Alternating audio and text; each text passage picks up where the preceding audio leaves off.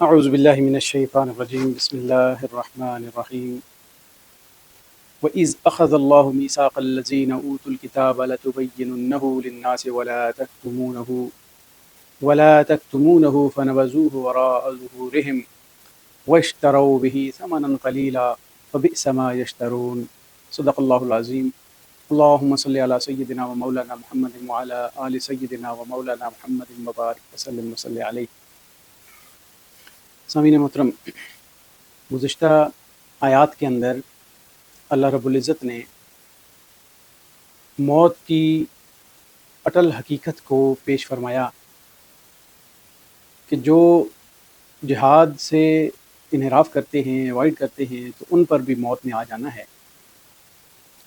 کل نفس ذائقۃ الموت والی حقیقت اللہ رب العزت نے بیان فرما کے جہاد کی طرف لوگوں کو، مومنین کو ترغیب دی کہ موت ان اینی کیس آنی ہے تو پھر عظیم مقاصد کے تحت اپنی جان کو قربان کر دینا، یہی سب سے بڑی دانش مندی ہے۔ اور اس میں اللہ رب العزت نے انہیں پورا پورا اجر دینے کا وعدہ فرمایا۔ آج کی تلاوت کردہ آیات کے اندر اللہ رب العزت نے بنی اسرائیل یعنی یہودیوں کے اس وعدے اور میثاق کا ذکر کیا ہے جو اللہ رب العزت نے ان سے لیا حضرت موسیٰ علیہ السلام کے ذریعے، تورات کے ذریعے، اور اس وعدے کی تکمیل اور اس پر عمل درآمد کرنا اور ایفائے عہد کی ان کو تلقین فرمائی، اور اس کا کچھ احوال بیان فرمائے کہ یہ مشرکین مکہ یا مشرکین اور منافقین کی تو اپنی خرابیاں ہیں، لیکن یہ جو اہل کتاب ہیں یہ اللہ سے کیے ہوئے وعدے بھی نہیں نبھا رہے۔ اور وہ کون سے وعدے ہیں؟ وَإِذْ أَخَذَ اللَّهُ مِيثَاقَ الَّذِينَ أُوتُوا الْكِتَابَ، اور جب لیا اللہ تعالیٰ نے وعدہ میثاق، وعدہ الَّذِينَ أُوتُوا الْكِتَابَ، اہل کتاب سے وعدہ لیا۔ کیا وعدہ لیا تھا؟ فرمایا ان سے وعدہ لیا تھا کہ لَتُبَيِّنُنَّهُ لِلنَّاسِ، کہ تم لوگوں کے سامنے اس کتاب کو کھول کھول کر بیان کرو گے، کتاب کے احکام کو وضاحت کے ساتھ لوگوں کے سامنے بیان کرو گے۔ وَلَا تَكْتُمُونَهُ،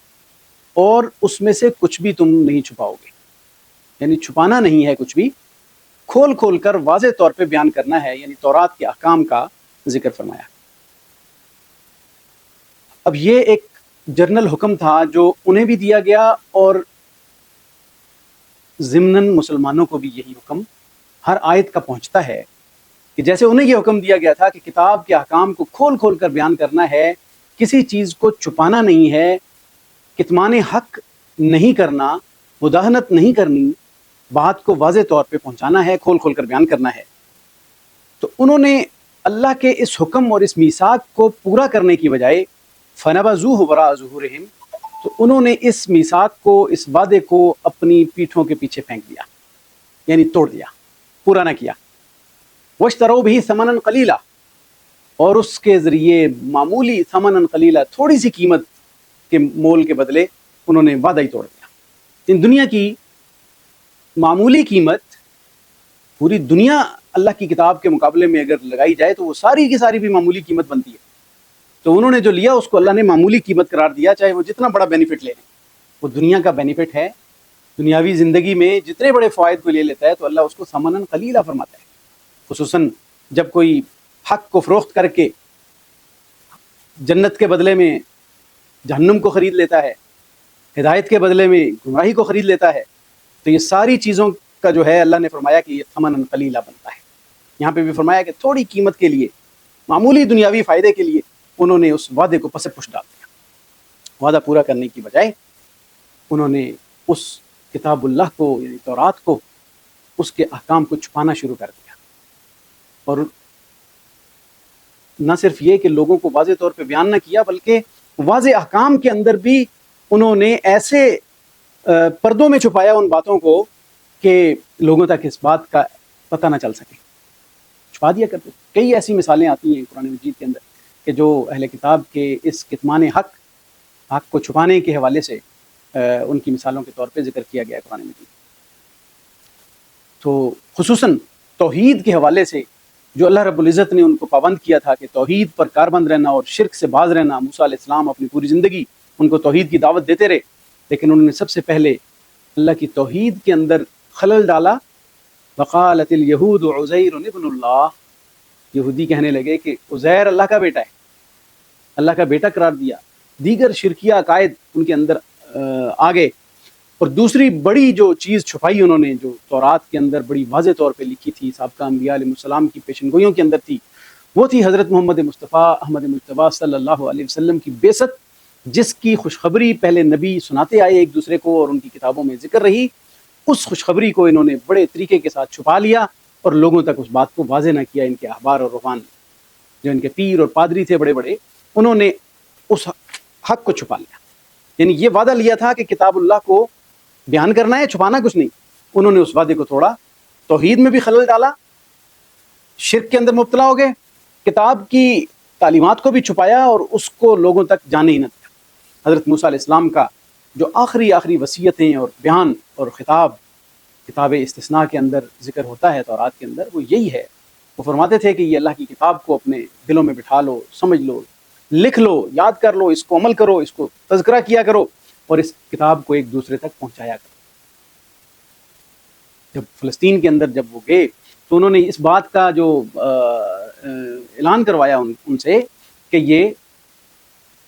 تورات کو بڑی سلیبز کے اوپر لکھ لو تاکہ یہ لوگوں کو یاد ہو جائے. تورات کو بیان کیا کرو. ایک جگہ انہوں نے یہ حکم نامہ دیا کہ ہر 7ویں دن جمع ہو کر اس کتاب تورات کو لوگوں کو پوری کی پوری سنایا کرو. لیکن حالت یہ ہو گئی کہ موسیٰ علیہ السلام کی وفات کے صرف 700 سال بعد جو وہاں پہ ہیکل سلیمانی کا جو انچارج تھا، ان کو پتہ نہیں تھا کہ تورات نام کی کوئی کتاب بھی ہے کہ نہیں. یہ حالت تھی. ان کی کتابوں کے اندر اس بات کا تذکرہ موجود ہے. تو انہوں نے کتاب کو بھی بھلا دیا، کتاب کے احکام کو بھی پس پش ڈال دیا، چھپانے بھی لگ گئے. اور انہوں نے اللہ تعالیٰ کے ان احکام کو اس لیے آگے نہ پہنچایا کہ جب نئے نبی کی بشارت دے دیں گے تو پھر ہماری چودراہٹ اور دنیا کے فوائد اور وہ چیزیں وہ ختم ہو جائیں گی. تو یہی چیز اللہ نے فرمایا کہ ثمنً قلیلا کی وجہ سے، دنیا کے معمولی فائدے اٹھانے کی وجہ سے انہوں نے اتنے بڑے اللہ تعالیٰ کے دیے ہوئے وعدے کو پس پش ڈال دیا. اب یہی چیز اگر مسلمانوں کے اندر بھی ہوگی تو یہ بھی اسی کا مصداق بنیں گے. اللہ نے جگہ جگہ قرآن مجید کو تبیان لکل شیء اور قرآن مجید کو کھول کھول کر بیان کرنے کی بات کی گئی ہے. لوگوں کو یہ حکم ہے کہ قرآن مجید کے اندر کوئی مداہنت سے کام نہ لیں، کسی چیز کو نہ چھپائیں. لیکن معمولی فوائد کے لیے آج قرآن کے احکام کو چھپایا جا رہا ہوتا ہے. قرآن کی صحیح تعلیمات کیا ہیں ان کو ایک سائیڈ پہ رکھ کے اپنے مقاصد کی بات کریں گے، اپنے مسلک، اپنے فرقہ، اپنی جماعت، اپنے طرز عمل کی تائید میں قرآن مجید کو لے کے آئیں گے. خود بدلتے نہیں، قرآن کو بدل دیتے ہیں. ہوئے اس قدر فقیحان حرم بے توفیق، یعنی اپنے مقاصد کی آیات لے کے آئیں گے. قرآن کتاب ہدایت تھی، واضح طور پہ بیان کرنے والی کتاب تھی. آج وہی طرز عمل یہاں پہ بھی اختیار کیا جا رہا ہے اکثر جگہوں پہ کہ قرآن مجید کے قریب نہیں لگنے دیتے. قرآن کا مفہوم سمجھنے کی بات کریں تو کہتے ہیں گمراہ ہو جاؤ گے. ایسے بیانات آتے ہیں کہ جی قرآن کا ترجمہ سننا تو تم گمراہ ہو جاؤ گے. اور بھائی کتاب ہدایت کا مطلب یہ ہے کہ یہ ہر بندے تک پہنچنی چاہیے، ہر آدمی اس ہدایت کے پیغام سے روشناس ہو. لیکن اگر اس کو چند مخصوص لوگوں تک اور ایک خاص طبقے تک محدود کر دیا جائے گا تو اس کتاب ہدایت کی تاثیر کیا رہ جائے گی؟ کیسے پوری دنیا کو یہ ایڈریس کر سکے گی یہ کتاب؟ اس کی یونیورسلٹی پہ حرف نہیں آئے گا. اگر ہم اس کو اتنی مشکل کتاب سمجھ لیں کہ یہ تو کسی بندے کی سمجھ میں آنے والی چیز نہیں ہے، اگر اس کا کوئی مفہوم پڑھ لیا تم نے تو تم گمراہ ہو جاؤ گے. تو در حقیقت جو ایسی باتیں کرتے ہیں، مفہوم قرآن مجید کا چھپانے کی بات کرتے ہیں یا اس کے مفہوم اور ترجمہ اور تفسیر سے آگاہی سے روکنے کی بات کرتے ہیں، در حقیقت ان کا مقصد اس کے پیچھے یہ ہوتا ہے کہ جب عوام کو قرآن کے واضح احکام کا پتہ چل جائے گا تو پھر ہماری دکانداری اور ہمارے کاروبار ان کا کیا ہوگا؟ پھر جو ہم نے چیزیں چھپائی ہوئی ہیں وہ ان کا کیا بنے گا؟ لوگوں کو تو افشا ہو جائے گی یہ بات کہ یہ انہوں نے حق کو چھپا رکھا تھا. قرآن تو یہ کہہ رہا ہے. جب بھی قرآن و سنت کی تعلیمات کھل کے سامنے آتی ہیں، جن لوگوں نے اپنی اجارہ داری بنائی رکھی، آج کا دور علم اور آگاہی کا دور ہے. سنگل کلک پہ تعلیمات، معلومات سامنے مل جاتی ہیں. آج اگر کوئی چھپاتا ہے تو وہ اپنی بدبختی کا سامان خود پیدا کرتا ہے. لوگ آہستہ آہستہ ایسے لوگوں کو ترک کرنا شروع کر چکے ہیں جو حق کو چھپاتے ہیں اور اپنے مقاصد کے لیے قرآن و سنت کی تعلیمات کو اعلی کار کے طور پہ یوز کرتے ہیں. تو یہ اللہ رب العزت کی طرف سے تو واضح طور پہ یہ حکم ہے کہ وہ کتاب کو نہیں چھپائیں اور اس کو بیان کریں. فبئس ما یشترون، فرمایا کہ یہ جو کاروائی کرتے ہیں کتنی بری ہے جو یہ لوگ کرتے ہیں، یہ جو خریدتے ہیں، ان کا یہ جو کاروبار ہے، یہ جو خرید و فروخت ہے کتنی بری ہے کہ حق کو چھوڑ کے باطل کو اپنا لیا، تھوڑے سے فائدے کے لیے کتاب اللہ کو اسے پشت ڈال دیا، تھوڑے سے فائدے کے لیے اللہ سے کیے ہوئے وعدے کو توڑ دیا، موسیٰ علیہ السلام کے لیے ہوئے وعدے کا پاس نہ رکھا، اور پھر موسیٰ علیہ السلام کے امتی ہونے کا بھی دعوے دار رہے، تورات کے حامل ہونے کے، اہل کتاب ہونے کے بھی دعوے دار رہے، لیکن اصل میں کتاب کی تعلیمات سے دور ہو گئے۔ آگے ارشاد فرمایا کہ لا تحسبن الذین یفرحون بما اتوا، اے نبی صلی اللہ علیہ وسلم آپ ان کو یہ گمان نہ کیجئے کہ الذین یفرحون، جو یہ خوش ہوتے ہیں نا، یہ لوگ خوش ہو رہے ہیں بما اتوا، جو انہوں نے کیا ہے، یعنی ایک تو کتاب کے احکام کو چھپایا، کتاب کی تعلیمات کو پردہ ڈالا، پھر اس پر خوش بھی ہوئے، اترا بھی رہے ہیں کہ ہم نے بڑا کام کیا ہے، بڑا کارنامہ سر انجام دیا ہے کہ ہم نے تعلیمات کو چھپا لیا ہے اور اپنی جو ہے نا کمیونٹی کو بچا لیا، یہ تعلیمات ان تک نہیں پہنچی۔ تو فرمایا کہ ولا تحسبن، آپ ان کے بارے میں گمان نہ کیجئے کہ جو اس طرح کا کام کرتے ہیں اور اس پہ خوش ہو رہے ہیں، وَيُحِبُّونَ، اور ساتھ یہ بھی پسند کرتے ہیں، نہ صرف یہ کہ اپنے اس کرتوت پر خوش ہوتے ہیں، بلکہ وَيُحِبُّونَ، وہ پسند کرتے ہیں أَن يُحْمَدُوا بِمَا لَمْ يَفْعَلُوا، کہ وہ اس چیز پر ان کی تعریف بھی کی جائے جو کام انہوں نے کیا ہی نہیں، یعنی توحید کی دعوت دینا نہیں کیا، اور لوگوں سے یہ واہ بھی لینی ہے کہ تم نے صحیح دینداری کو پھیلا رہے ہو، اللہ کی کتاب کو چھپایا، تعلیمات کو آگے پہنچایا نہیں ہے، یہ کام انہوں نے نہیں کیا، لیکن تعریف بھی لینا چاہ رہے ہیں کہ بڑے عالم ہو، بڑے فاضل ہو، تم تو بڑے دیندار ہو، بڑے متقی ہو، تمہاری تو تم نے بڑی خدمات کی ہیں دی، ایسی تعریف بھی لینا چاہ رہے ہیں، یعنی جو کام نہیں کیا اس کی تعریف لینا چاہ رہے ہیں۔ چھپال ایک طرف قرآن کو چھپا رہے ہیں، کتاب کو، تورات کو چھپا رہے ہیں، اور دوسری طرف تعریف لے رہے ہیں کہ ہم بڑی کتاب کی خدمت کرنے والے ہیں، تو جو کام نہیں کیا اس پر وہ تعریف لینا چاہتے ہیں۔ یہ بڑی ایک بیماری ہوتی ہے کہ لوگوں کے اندر نا ایڈمائریشن لینے کی بڑی ایک بیماری ہوتی ہے کہ ایک جس کا کوئی حقیقی منصب نہیں ہے، کسی چیز کا وہ مقام نہیں ہے، وہ اس کا ایکشن نہیں ہے، وہ اس کی کارکردگی نہیں ہے، وہ کردار نہیں ہے، وہ رویہ نہیں ہے، لیکن وہ چاہ رہا ہوتا ہے کہ مجھے اس رویے کا حامل سمجھا جائے، مجھے اس کردار کا حامل سمجھا جائے، مجھے اس منصب کا اہل سمجھا جائے، میری تعریف اس لیول پہ کی جائے جو ہونی چاہیے، اور میں بے شک اس کا اہل نہیں ہوں۔ یہ ایک بیماری ہوتی ہے لوگوں کے اندر، وہ چاہتے ہیں کہ ہماری تعریف ہو اور ہمیں بہت زیادہ جو ہے وہ ایڈمائریشن ملے اور تعریف ملے۔ تو یہ در حقیقت یہ ان یہودیوں کی بیماری تھی، اور یہ ان یہودیوں کی بیماری ہمارے اندر بھی آج کل سرایت کر چکی ہے۔ ہمارے ہاں یہ ایک، چاہے کوئی مذہبی لیڈر ہے، چاہے کوئی سیاسی لیڈر ہے، چاہے کوئی سماجی لیڈر ہے، وہ یہ چاہتا ہے کہ میں کچھ نہ کروں اور میری تعریفوں کے پل باندھ دیے جائیں، کام میں نے نہیں کیا لیکن تختی میرے نام کی لگ جائے۔ وہ یہ چاہتے ہیں، وہ یحبون ان یحمدوا، چاہتے ہیں کہ ان یحمدوا، ان کی تعریف کی جائے، بما لم یفعلوا، کہ جو انہوں نے کیا ہی نہیں ہے، جو وہ نہیں کرتے، نہیں کیا انہوں نے، اس پر وہ تعریف چاہتے ہیں۔ ایسے ہی ہوتا ہے کہ نہیں ہوتا؟ ہمارے یہاں دیکھیں آپ، لیڈروں کی خواہش ہوتی ہے کہ یہ کریڈٹ ہمارے حصے میں آ جائے، چاہے اس میں ان کا ذرہ پر رول نہ ہو، کہیں پچھلے کسی بندے کی کارکردگی ہوگی، تختی اپنی لگوانا پسند کرتے ہیں۔ یہ یہودیوں کا ایک ریگولر عمل رہا کہ وہ چاہتے ہیں کہ ان کی اس بات پہ تعریف ہو جو کام وہ کرتے ہی نہیں، جو کام نہیں کیا اس پہ تعریف چاہتے ہیں۔ تو آج اگر ہم اپنے گریبان میں جھانکیں کہ ہم جو مذہبی لیڈر اپنی تعریفیں کروانا چاہ رہے ہوتے ہیں، کوئی بڑا فلاں جی بڑا عالم متقی ہے جی، بڑا اللہ والا ہے جی، بڑا پنچ ہوا پیر ہے جی، ان کی جو ہے نا شان بڑی نرالی ہے جی، اس طرح کی باتیں سن سن کے خوش ہوتے ہیں، حالانکہ وہ اس کے اہل نہیں ہوتے، ان باتوں کے، ان تعریفوں کے اہل نہیں ہوتے۔ تو فرمایا کہ فلا تحسبنہم بمفازۃ من العذاب، تو فرمایا کہ اے نبی صلی اللہ علیہ وسلم آپ